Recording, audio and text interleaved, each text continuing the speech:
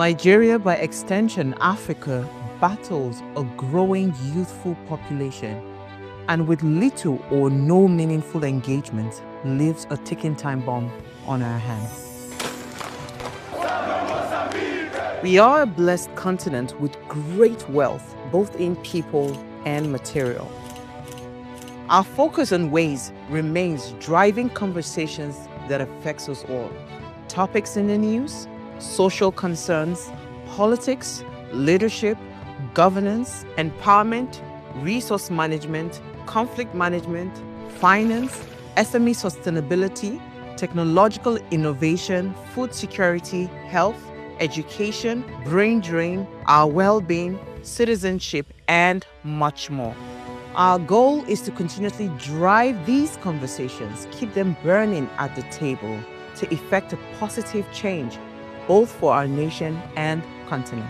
Ways, what are you saying, has a secret ingredient that completes the conversation every single episode, and that ingredient is you. Our past conversations shaped our yesterday. To shape our tomorrow, we must keep talking. So, I want to hear you. Be a part of our live conversations Mondays through Fridays. And let's all have our say.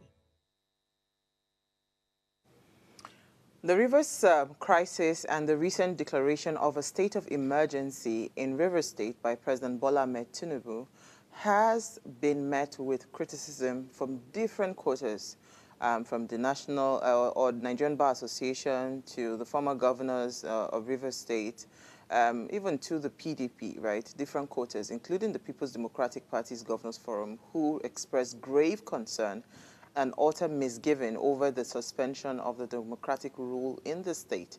The president, of course, declared a state of emergency in Rivers State, citing the need to restore order and stability.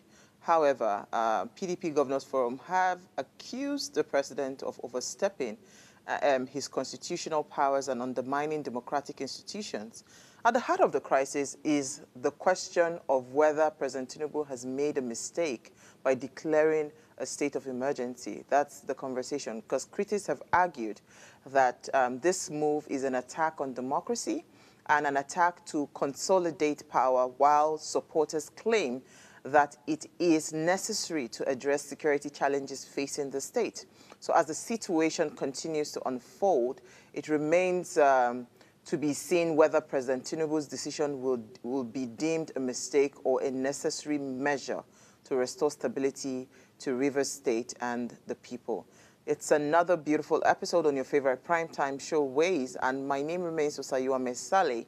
Today, we will be discussing Rivers State crisis, and we're asking if President Bola Ahmed Tinubu made a mistake, especially with the declaration of the state of emergency. Do you think he made a mistake? I will be having two guests join me, Barrister Evans Ufeli and, of course, Barrister Justice Uhuegbu. They will be joining me much later to have this conversation. Remember, Ways is all about you. You are the why in what are you saying. So be a part of the conversation every single day. Add your voice to the discussion. You can also head on to our YouTube channel. It's at Official Upgrade TV. Hit the subscribe button, like, share, and invite your families and friends to join the show right now. And when I open the phone lines much later, I'll really love to hear your thoughts, especially if you are in Port Harcourt, you're in Rivers State. Please join the conversation. Do you think the president made a mistake declaring a state of emergency, or it was the right thing to do? So as always, let me allow you ponder on my quote for today, and it's going to come from the president himself. He says, "No responsible president will stand by without taking action to restore good governance and peace. In this circumstance, it has become imperative to declare a state of emergency." Well, we'll delve into all of this much later. But first, let me run off on a break. I'll quickly breeze through on the news interest that I found for today. Stay with me.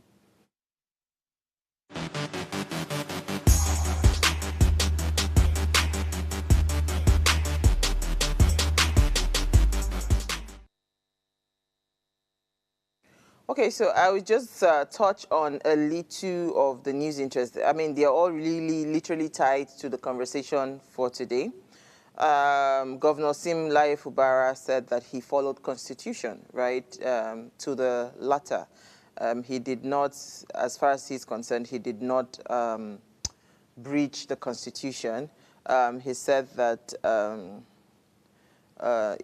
that he behaved responsibly and that good governance never stopped for one moment, even when all the stuff, what's it called, the issues were going around in court and all of that. He said that the statement after declaration of emergency that he disobeyed the Supreme Court order, I don't think he agrees with that. He says, since assuming office as governor, all my actions and decisions have been guided by my constitutional oath of office and a great sense of duty.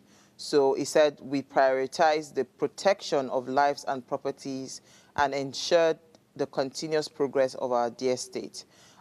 In fairness, if you ask the people of Rivers State, they would actually tell you that, I mean, the governor was clearly, working towards making Rivers, what's it called, home for all of them, because, yeah, governance never stopped amidst all the troubles that he was, facing. I'll move on to the next story. That says that the president, we saw a video that he has actually sworn in the sole administrator, Ibas, he has sworn him in as the sole administrator. So he has taken the oath of office, to oversee the affairs of Rivers State.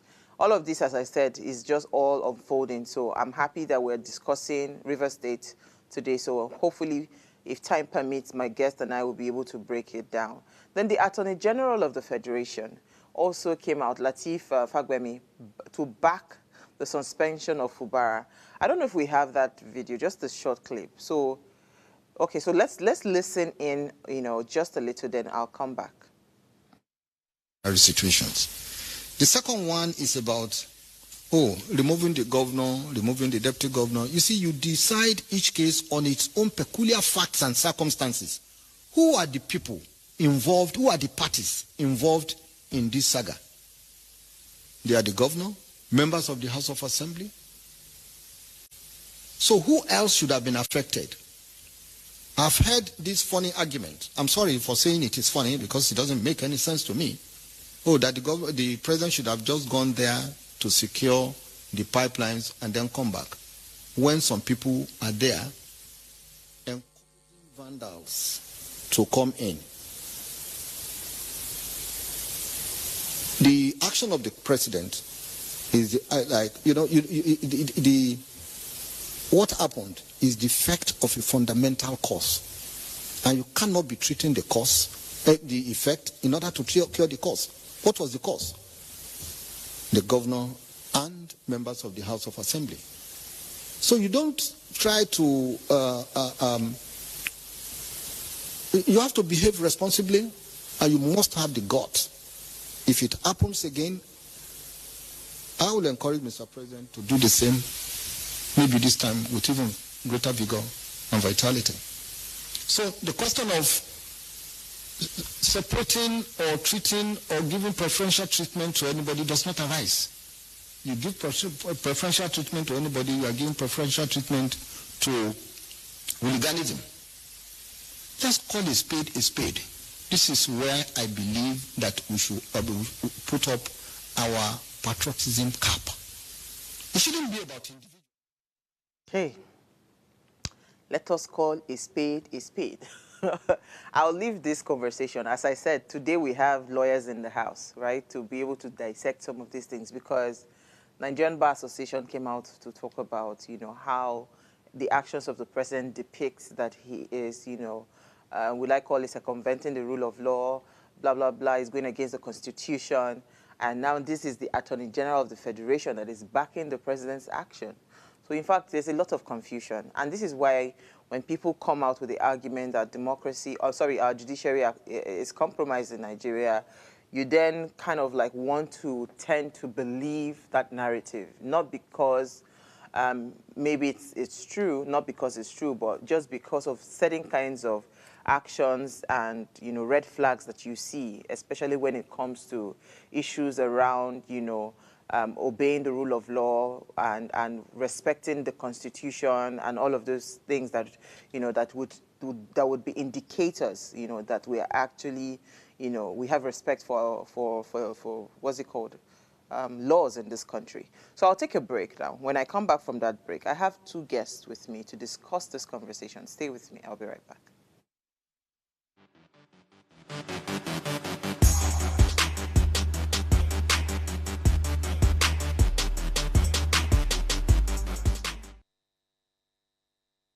All right, thanks for staying with me. So I'd like to read out a press statement that I found very interesting, and it was written by Senator, I think, Babafemi Ojudu, and it reads, it says, I have just picked up my phone after breaking my fast to find multiple missed calls and countless messages about an alarming development. President Bola Ahmed Tinubu has reportedly declared a state of emergency in Rivers State. If this is true, then I must ask, who advised the president to take this course of action? Whoever it is, they are certainly not a friend of his administration, nor do they have the best interest of Nigeria at heart. How could the president willingly walk into a raging inferno with his eyes wide open? No, no, no. This must be the work of the fifth columnist. The Tinubu I once knew would not have made such a reckless and unnecessary decision. To what end? This is a simple political dispute that requires a simple solution. Call the two gladiators, sit them down, and read them the riot act. One of them, after all, is your own appointee. What will it benefit you, Mr. President, to keep Wike and lose the Nigerian economy? He now says the dangerous economics implications of this decision. Does the president realize that the Niger Delta crisis twice pushed Nigeria into recession under President Muhammadu Buhari?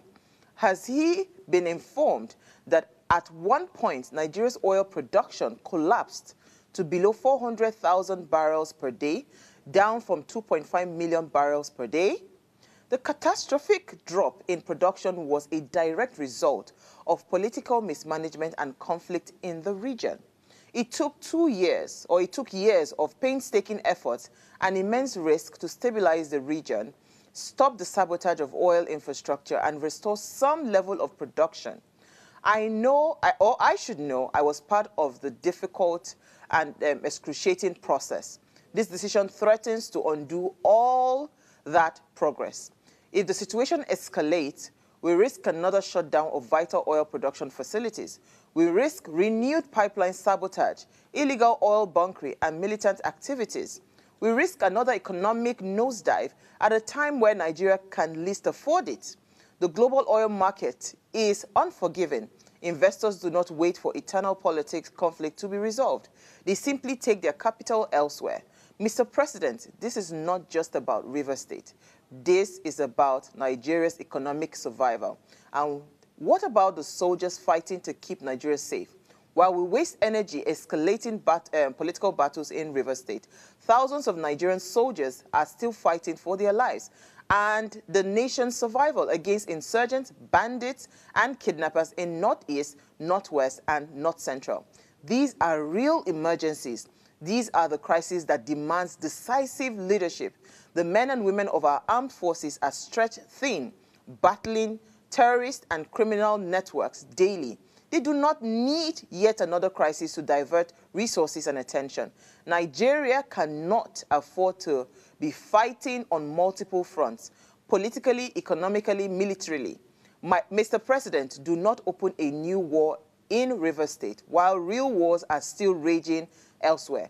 This is not the way to manage this crisis, Mr. President. This portends disaster for your administration, for the economy, and for the state. A state of emergency is not a strategy. It is an admission of failure. There are far more effective, far less destructive ways to handle this situation. I urge you, Mr. President, to rethink this decision before irreparable damage is done. End of letter. Now, joining me to discuss or unpack this issue around River State are Barrister Justice Uhuegbu and Barrister Evans Ufeli. Thank you for joining me, gentlemen, of, my legal advisors for tonight. Are you there? Can you hear me? Very well. Yeah. Awesome, awesome. Thank you. Thank you. Good evening. Good evening. Good evening. My Good Good evening. evening to you. salute you. Good evening. Thank you for joining me. All right, so I don't know where Yeah. to start from. When I saw this letter, I thought this letter was really nicely put, and it would be nice for me to just, use this as a basis for my conversation. Now, if you look at the reasons for declaring state of emergency, right? I don't think Rivers State was actually, in that position where a state of emergency should be declared, right? Based on the factors that would qualify a state to get to that point. Whilst I was growing up in Kaduna State, during the Sharia crisis, I remember twice under Governor McCarthy, President Olusegun Obasanjo actually declared state of emergency in Kaduna, and that was because we had a real crisis in our hands, religious crisis where people were killing each other, right? So, I mean, they had to bring calm to Kaduna State, deploy the military, and declared curfews, and I think a state of emergency as well. But in all of this, what I've seen with River State, and this is just my summation, correct me if I'm wrong, I feel this situation is more personal than it is, than any other thing, right? I feel it's personal. And it didn't seem like, the president was willing to, just say it as it is. These are personal issues, and I think both of you should just step aside and go and resolve your issues by yourself. But it didn't seem like, the law was then used to kind of get us to where we are today. So from your summation, let me start with you, Barrister Justice, right? What do you think? What's your summation when you heard the declaration yesterday or you watched the broadcast by the president? What came to your mind? Well, the truth of the matter is that I only laughed because I wasn't surprised anyway. I wasn't surprised. The sense that the whole thing, the whole crisis. Oh, wow. Okay, now this is network issue. So, Barrister Evans, are you there? Let me try somebody else. Very well. I'm with you. Okay. Okay. Is Barrister Justice back? Because we lost you for a second. Yes, yes. Go ahead, please. Yeah, can you hear me? Yes, go ahead, please. I said that everybody in the country knows that the problem is political, and political between two gladiators. That is the current minister for FCT and the governor of Rivers State. So for me, and why I say that I was not surprised is because some of us know the level that the president would take side. There's no two ways about it. And he has shown that he has taken side. But unfortunately, he went too far. He went too far because this is not the way to solve such crisis or such problem. Just like you have rightly said, Mr. President fighting Section 3 of the Constitution. That section is a total, what he said was a total departure of the section he cited entirely and into. So he has no justification to have done what he did. Just like somebody rightly said, whoever that advised him must have been an enemy of the president and also an enemy of the government. There's no two ways about it. Okay, so let me come to you, Barrister Evans. Your summation when you watched the broadcast yesterday and that final, declaring state of emergency and all of that, what came to your mind?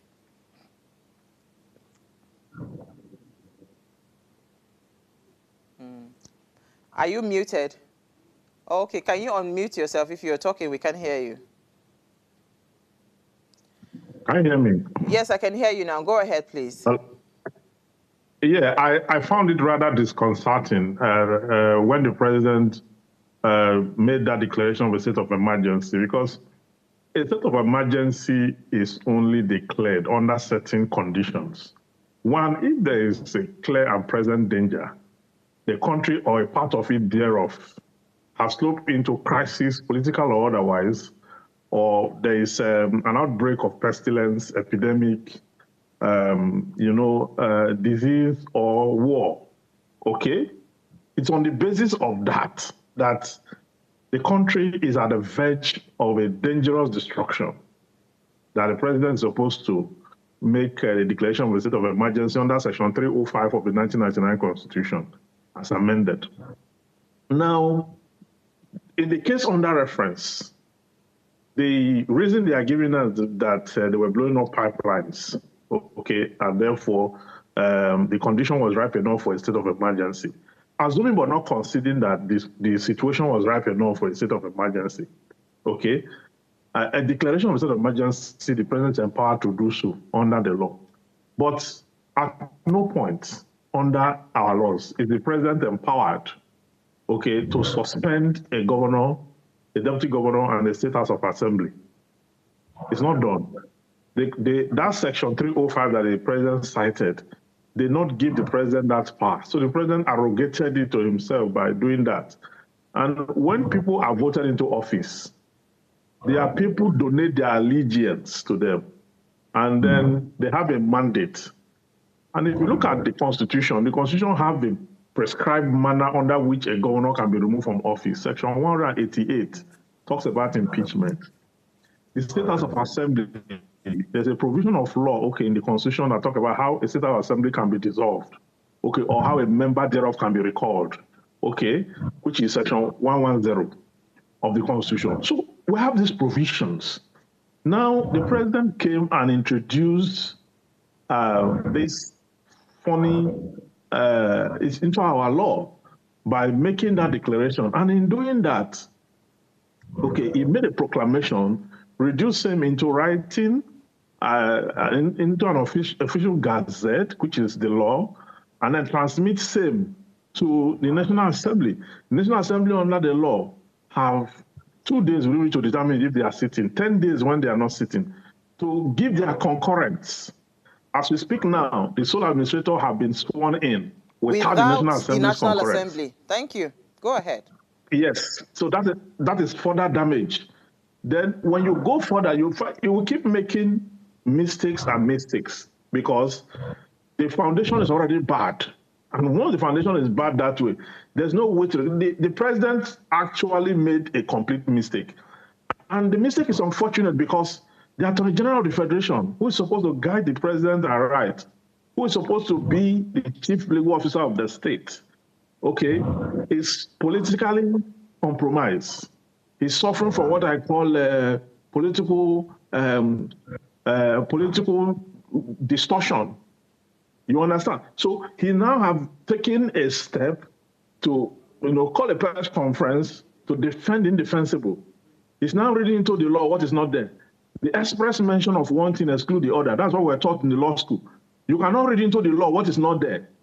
The law did not empower the president to suspend a governor or State House of Assembly or deputy governor. At no point in time can that be condoned. Okay? So all we have now is complete illegality, and they are still building more on that illegality by this, swearing in without the National Assembly's concurrence, and this ongoing whole thing will lead to nowhere because this should be challenged. This must be challenged. So let me stay with you in challenging this thing now, because you see, based on what you said, the Attorney General of the Federation, right, is supposed to be the one that is supposed to bring a bit of clarity to say, Oga, no, legally, this cannot be done. But he came out brazenly. I mean, I had played his what's it called, his press conference that he gave. The Nigerian Bar Association came out with a statement, and under that statement, they gave conditions to which some of these things that would have happened in terms of, a state of emergency, war or external aggression against Nigeria, in imminent danger or invasion of war, a breakdown of public order and safety to such an extent that ordinary legal measures are insufficient, a danger to Nigeria's existence. It says occurrence of any disaster or natural calamity, such other public danger that constitutes a threat to the Federation. The Nigerian Bar Association, they are so clear on the fact that the president, right now, his actions shows a clear breach of the Constitution, right? But when we now have what's it called? The Attorney General of the Federation is supposed to be the custodian of the law in Nigeria. Like he's the one that is supposed to be the one protecting and preserving. When you now have that head saying all the things he's just said and backing the president, then what exactly are we doing in Nigeria? There's what they call political obscurantism. People who suffer from political obscurantism cannot give a clear-cut position on their profession. That's what is happening. Okay, because it is clear that, I mean, he's going to be the defendant in this case now, because there's no way this case will not be challenged. So, I mean, we're already talking to the defendant indirectly in this case, because he's the one that will defend the president. Now, before the president took this action, I believe that the president must have called him, because there was a meeting, that took place before this state of emergency was declared. And for him to have given the president that clearance, okay, because I have to make that assumption because he's the chief law officer of the state, and then come outside thereafter, even after the Nigerian Bar Association have, stated the law in the right position, and then he came out to make that expression. Then he just go to tell you that he does not care about the outcome or whatever it is. What he's interested in is just to serve the president's ego and then to keep pushing him to keep doing the wrong thing. And there is a limit to which you can go doing the wrong thing. Because if the law did not empower you to, suspend a governor of a state, and you do that, you will get to a point where this will be challenged. And that is exactly where we are. As we speak, for me, under the law, in the eyes of the law, Fubara is still the governor of Rivers State. The sole administrator that they moved in there without even the National Assembly concurrence, assuming but not considering that the declaration of the state of emergency was correct. You couldn't wait for the National Assembly to give their concurrence. I mean, the state of emergency cannot be determined by just the president. So that action is inchoate. It's an inchoate action. The time limit within which the National Assembly have to give their concurrence have not expired before he took decision to swear him in and to release funds to him. And I think that is quite wrong. Yeah, so let me come to you, Barrister Justice, because as it stands now, the actions of the president, even though it seems like the president is trying to push the blame, because APC has come out to say they will blame Fubara for all the things that is happening, right? Because it's so easy for you to pick out the scapegoat to say it was him that caused all of this. The actions of the president right now, circumventing the rule of law, does it not tell us that it is the actions of the president that is now fostering or that is catalyzing this retaliation that we are seeing from the people of Rivers State? That's number one. Number two, even if you declare a state of emergency, the president has no power, no authority to be able to suspend a sitting governor, but he has done it, right? So when these things happen, what are the consequences, that we'll start to see? Because as it stands now, it's like you are the one intentionally causing that unrest, causing that war, so that you can then now put in your measures in place, like, for example, the state of emergency, because there was no such thing as war before. So it's like you created the problem and now you are trying to say, okay, this is the solution to the problem. But let me hear your thoughts, Barrister Justice. Well, the truth is that for me, like all have been explaining, that is why I didn't want to go further, boring ourselves or the public with the provisions of Section 305, 1, 2, and so on. It is very clear. It is patterned. I think what we should be bothered about is what is the next line of action. As far as I'm concerned, the president has committed an impeachable offense. And the National Assembly, if they are not a rubber-stamped National Assembly, should start immediately the process of impeachment of Mr. President. That is what we will discuss now. And because the harm has been done, as far as I'm concerned. And I don't even want to talk about the AGM, the General Association. Well, when we are small, we are taught that you don't eat and talk. So I think he is practicing what we are taught when we are small. Because all of them in government, nobody talks when they see any bad thing. It's not like you rightly said. It's so unfortunate that even NBA, whom he is even subject to, have come up to take a stand, and he is not coming to tell Nigerians this kind of thing.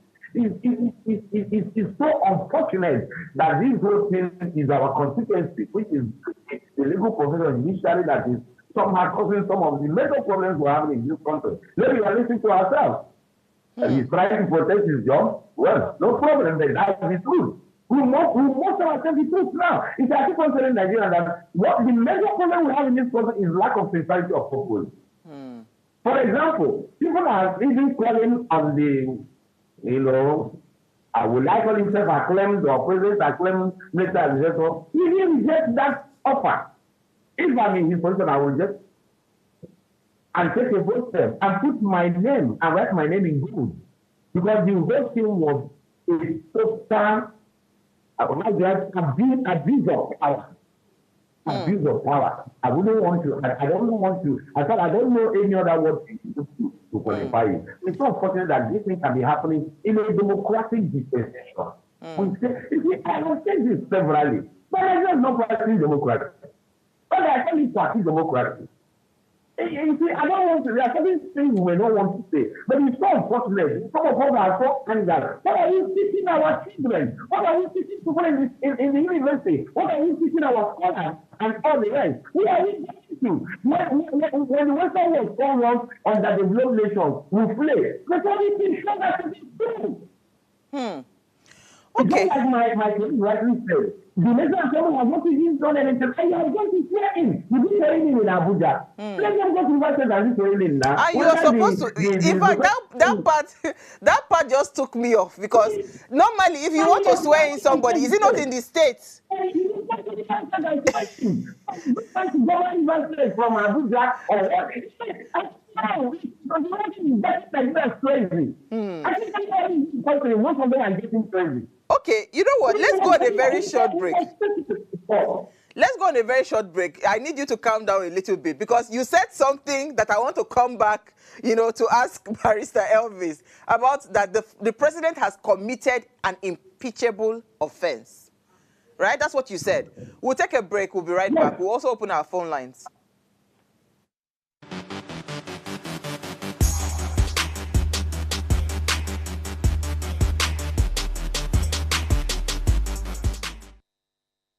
Thanks for staying with us. Now, if you just tuned in, we're having a discussion on River State crisis, and we're asking, has the president made a mistake? And of course, I have with me Barrister Evans and Barrister Justice, doing justice to the conversation. Now, please, let's hear what you have to say. Remember, you can join this conversation. Send us an SMS or WhatsApp to 081-803-84663. You can also call our phone lines. The numbers to call are 07025007749 or 07014242420. I would really love to hear what you have to say. So before we went on the break, right, Barrister Justice had said that what the president has done, because it's so interesting how we select the part of the law that suits us in this country. Because clearly, I was waiting for somebody to say it, and it's good that you have said it, that based on what the president has done, he has also committed, it's like you are pointing fingers to what's his name, Fubara, for not following the constitution, and you have just done the exact same thing, swearing in someone that has not been approved by the National Assembly. You even took the swearing in to Abuja. Like literally nothing, and nobody is saying anything, nobody is saying it wrong. How we select laws to favor us, and how we decide that this is when to say that the law is, we are following the rule of law, and this is when the rule of law is not being followed. That's the part that just beats my imagination. But let me hear you, Barrister Evans. Do you think the president has committed, an offense that is also impeachable by law based on his actions, with River State? It's what the law says, that when a president commits gross misconduct, an impeachment proceeding should be commenced against him. Okay, what he has done so far, he took an oath of office to defend the Constitution.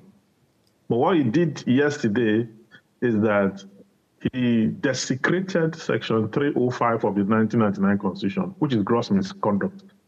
And the penalty thereof is for the National Assembly not to even consider this proclamation in the official gazette, but to commence, an impeachment proceeding immediately against the President of the Republic of Nigeria, because that act is gross misconduct. If you look at that section 305 by extension, it does not only mean when there is political crisis, even when there's an outbreak of disease, something that threatens the life of. The president should declare a state of emergency. Had it been it was an outbreak of disease, will he remove the honor? Will he suspend the governor and the National Assembly altogether if it was just a disease or an outbreak of, pestilence or something like that? Okay, when it happened before, when President Jonathan declared state of emergency in some local government areas that were being occupied by Boko Haram a few years ago, did he depose the chairman of those local governments? Okay, because Obasanjo did it. Obasanjo did it in Plateau and he did it in Ekiti. Does not mean it was right. Okay, it was wrong. Obasanjo got it wrong. Democracy was just fledgling then. I mean, we just returned to the Fourth Republic, and democracy was fledgling. Even the full ambit of the constitution was not even well organized when that happened. So, and then you hear people argue that it happened before, because it happened before, it will happen again and all that. I think that is wrong. The law is what the law is. You cannot read into it what is not there. The president has added so many layers of confusion on section 305 of the Constitution. And what you're having now is, but the painful part of this whole conversation is that we don't have a National Assembly. Aha! We don't because have, I was coming there. If it were to be the Saraki 8th Assembly, okay? If it were to be the Saraki 8th Assembly, then we'll be looking at a possibility. Is it 8th or 9th Assembly? We're looking at the possibility of the commencement of an impeachment process, yes. Yes, that is where I mean, we are. I was That's just where we going to come there. Honestly, I was coming there to, to go back to Barrister Justice. You are the one suggesting an impeachment. Which National Assembly right now in Nigeria would initiate an impeachment? The thing is that by hook or by crook, by act or by omission, we have a National Assembly. There's no truth about it. So let us rise up and do the needful. This is one person that will move into the floor of the house. I think we know that there are one of these persons who knows the right thing to do. Not like I said, there have been pictures flying on social media where the NCT minister was fighting with would I call it self-acclaimed or president-acclaimed military administrator for Rivers State. The whole thing has already been done before now. This is just a manifestation. They say that things take place in the spirit before it manifests in the physical. So it has already been done in the spirit within them before now. I don't like my colleague said, I don't like we know. There was a meeting by most of the routine heads before that proclamation. So that is to tell you that it was a premeditated thing. But the issue there is this. There's a National Assembly. Unfortunately, that was where I made that statement. That this is not the National Assembly to prove to Nigeria that they are not a Robert National Assembly. But wait, you are making it sound like they have anything to prove to us. They don't have anything to prove to us. The National Assembly do not care. I mean, you've had several issues within Nigeria that the National Assembly should have stepped in to show that they care about the well-being of Nigerians, and they have not stepped up to that plate. So what makes you think that they want to care to prove to us that they are not a rubber stamp? For this particular one, they must care. This is the time when Nigerians, their eyes will open. Yes, but everybody in this country, their eyes is open now. It's no longer an issue of vision or this or that. Nigerians' eyes is open now for them to know what some of us have been saying for a long time. It has, you see, I love this God so much. The Bible said that God uses the foolishness of the world to confirm his wisdom. That's exactly what is happening. We are watching. Okay. So, what is the next person in the National Assembly? We can be there enough and not to move promotion in the floor of the house. So let me come back to you, Barrister Evans, right? As it stands right now, I don't see the National Assembly doing the right thing based on their antecedents, not because they do not have the capacity to do it, but we've just seen them not even interested in following rule of law and, upholding the democracy that we are all claiming to be practicing. What should Nigerians do in this situation? Because as it is now, it doesn't seem like National Assembly, they are ready to do the right thing. So if they are not ready to do the right thing, how can we twist their arm to begin to do the right thing? But you know what? Hold your thoughts. I believe we have a caller. Then I'll come back to you, Barrister Evans. Hello? You're live. Loma. Hello, Mr. You're live, Loma. Is he there? Okay, sorry. So, Barrister Evans, can you please respond to the question I had posed earlier? Yeah, what the citizens can do is to place a demand on their lawmakers to commence the impeachment proceedings. Where they fail to do that, they should all congregate and commence a recall proceedings. Recall. Their lawmakers must be recalled. For the Senate, they have 3 per state. 3 senators per state around the 36 states. Then for the House of Representatives, depending on the population and the geography, okay, but they know their representative. So if they refuse to do that, then you commence a recall proceeding. What they need is 51% signature in the constituency, those who prove that they voted and they are withdrawing their allegiance. So that is what the law says. They can withdraw their allegiance and commend that proceedings. Whether they succeed or not, at least the public must react and do something.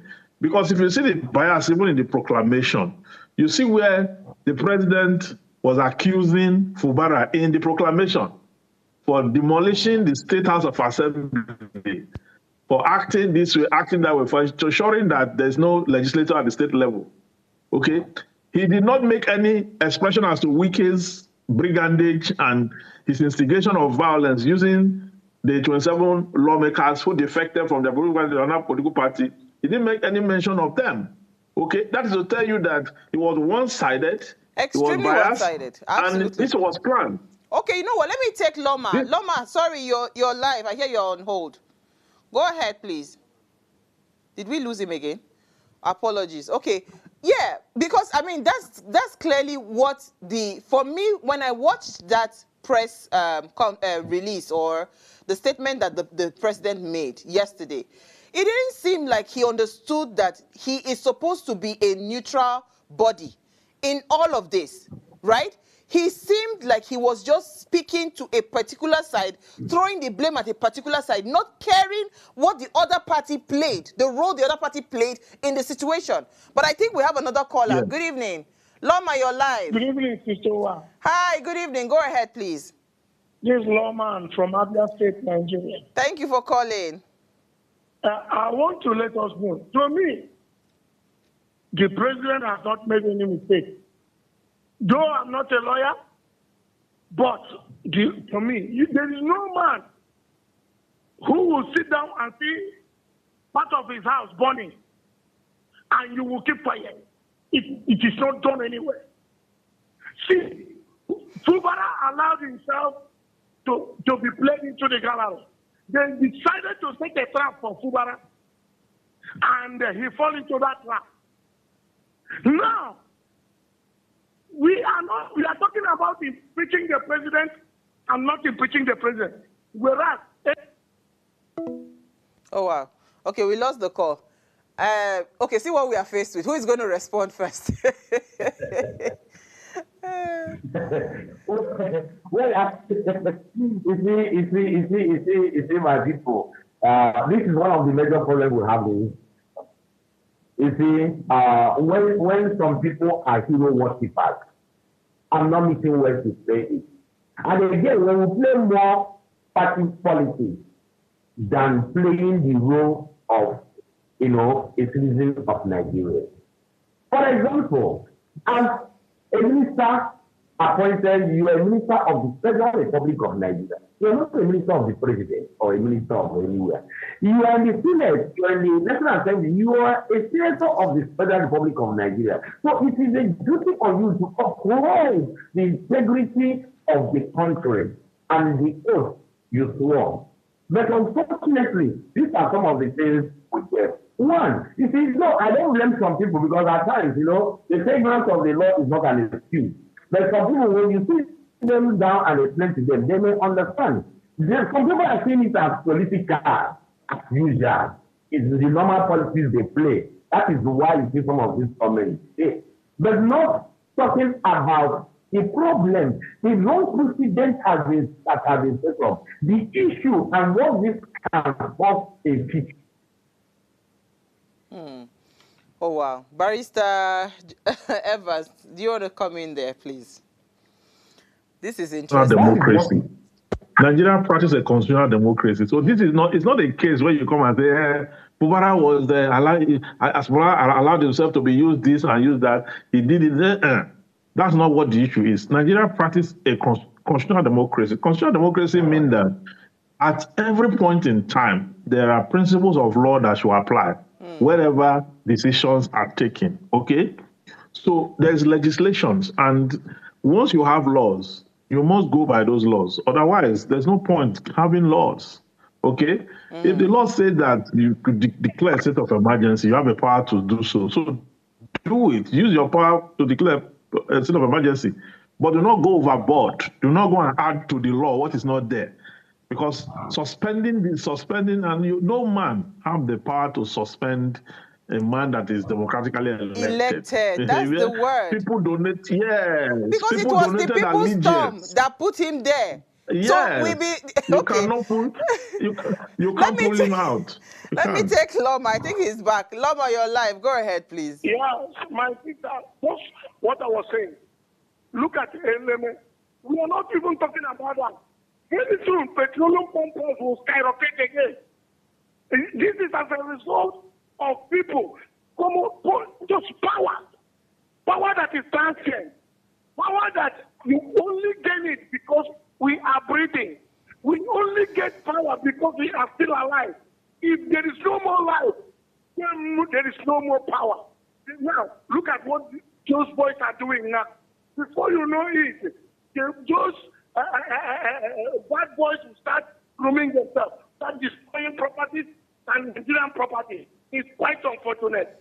Thank you. So I want to tell everybody that is here, and even the president, before you suspend somebody, at least you need to stay in the middle and you ask some certain questions. Our president didn't stay in the middle. I'm not saying that he is wrong because as at yesterday, the level of tension in the river I think it's what made the president to declare that state of emergency. But now that Bubara is no longer there, properties have been destroyed. Now, where are we? Tomorrow we say impeach the president. Nobody will impeach this president. He's the man and now for this country. He has made a mistake, or he has not made a mistake. But what I'm just telling us that the better thing for him to do is to make sure, let them send military to River State and make sure they stop that vandalism there. Otherwise, the thing will affect the entire Thank you. Your point has been noted. As we wrap up, Barrister Evans and Barrister Justice, I like the process of trying to recall our lawmakers if they are not doing things right. But how prepared are Nigerians? How conscious are we of this fact? You know, how conscious are we? Yeah. Nigerians are not prepared. Nigerians are not prepared for this because first, they are highly susceptible to corruption. The way their leaders even emerged was as a result of vote buying and stomach infrastructure. So if they even commence a recall process, they will intercept it with funds. Do you know that Senator Natasha, that was humiliated before the House of the Senate? Okay, do you know that her people now have been mobilized to recall her? There's a recalling process going on now. They are taking signatures now. People are being given money to compile signatures to recall her. You can see the kind of country we are living. So I made that because it's the solution, really, by democratic principle. You cannot go there and throw them out physically. You cannot go there and begin to fight them. You have to go through procedures. And the procedure is you put a demand on them to do the right thing. If they fail to do the right thing, commence the proceeding to recall them. Okay, that's exactly what should be done in a same place. But in a place where people are fragmented, living under high tension poverty, they are so susceptible to any kinds of, gratification, which they collect and do whatever it is they want to do. It will be tough to have that done. that the politician can also pay people to go harass those who want to genuinely exercise their right to do so. It's a possibility. And so, I mean, this is a dilemma truly, and I don't know how we're going to wriggle out of this situation in this country.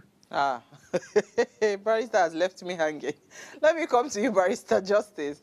What do you think we should start to intentionally do since we have a rubber stamp, or allegedly, let me add it, that we have a rubber stamp, what's it called, National Assembly? What should we do as citizens? Do you think we have any window to be able to correct this anomaly?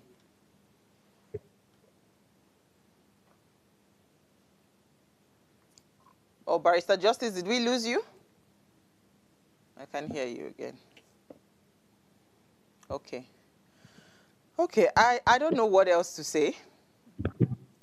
Barrister Justice, are you there? Oh, sugar. Okay, I don't think he can hear us. Okay, so I would say that two or 3 weeks ago? No, 4 days ago, I'd spoken, or 5 days ago, I'm not sure now. I'd spoken about how poverty and ignorance are weaponized in this country. And hearing you speak, Barrister Evans, around what is going on right now with Senator Natasha, that's actually very painful, because it's a direct consequence on how political leaders in Nigeria continue to weaponize poverty and, ignorance as well, because it is in that way they can continue to do the things that, they want to do and not have anybody question them or call them to order, right? So when we have a group of people like that, where it is very easy for us to be, bribed. It is very easy for us to just be swayed, by whatever it is, that these people, their tactics and antecedents that they do, it just leaves us it leaves me rather in a state of limbo, because I don't even know what else to do. If we say, okay, let's do this thing the right way, it is easy for us to be manipulated. It is easy for us to be, bribed or whatever. Then what do you think would be the way forward? Because clearly, from our topic, the president has made a clear mistake. And what he has done is supposed to be impeachable by law, right? Based on the facts that he didn't follow even due process and certain things that he has declared that he does not have the constitutional right to declare. Yet we're not able, it seems like our hands are tied, we're not able to do anything. Is that what you're saying? Surprised that in Rivers State, the citizens condone this. I mean, by now, they should have made a statement. I mean, the citizens, they voted for Fubara, okay, and they voted for their lawmakers, and they voted for the deputy governor. The deputy governor and the governor had a joint ticket. Okay, so why would the president deprive them of that constitutional right? And then go and bring one man from as a sole administrator, okay, swear him in Abuja, and then import or export him into Rivers State and open the vault, release the Commonwealth of Rivers State to a stranger. Okay, is that not bad enough? Is that not a good reason enough to impeach the president or to commence an impeachment proceeding? They should come out and tell the president that they don't know the person they sent to them. They don't know him, and the law did not in any way empower the president to do such. So this whole thing is strange to everyone. And so they should because they are the direct, direct people that are impacted, here. Yes, they're direct victims here. We Nigerians collectively, by extension, our heart goes to them, and we're backing them in this struggle. But we are saying that the president must go and undo everything he has done. Must go and undo it, because they will not, even the citizens of that state will not even allow this administrator to administer anything.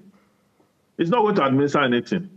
You have 6 months by law. He's going to be there for 6 months, and it's renewable by another 6 months.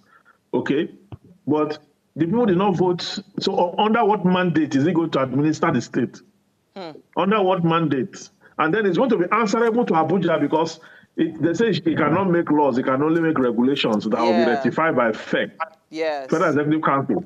And so what has happened now is that the federal government has kidnapped a state governor and a deputy and disbanded the State House of Assembly and have usurped the authority of that state, okay, to govern that state from Abuja, so that the sole administrator will not be answerable to FEC and be making law. I mean, and Wike is okay with that just because of personal aggrandizement. Sadly so.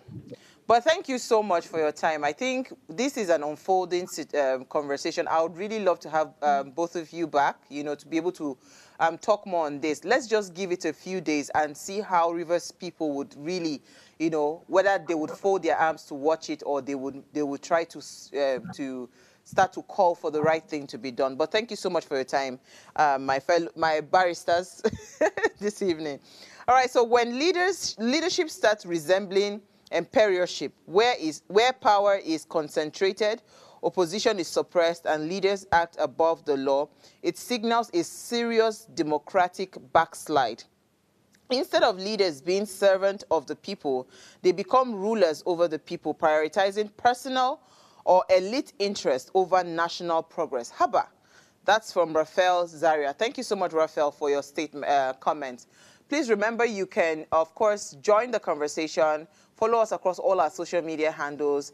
Like, share, and invite your families and friends to continue to watch and follow the show. We will keep an eye on Rivers State. I mean, it's a very crucial state to Nigeria. So we would continue to follow and monitor the story. And hopefully, we'll be able to find, a resolution and proper, laws being followed. Whatever it is the process, it has to follow due process.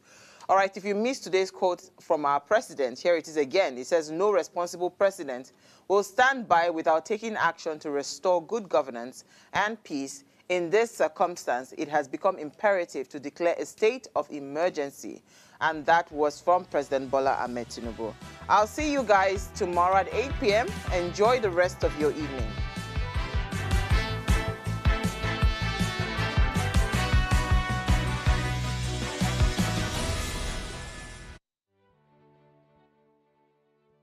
Nigeria, by extension Africa, battles a growing youthful population, and with little or no meaningful engagement, lives a ticking time bomb on our hands.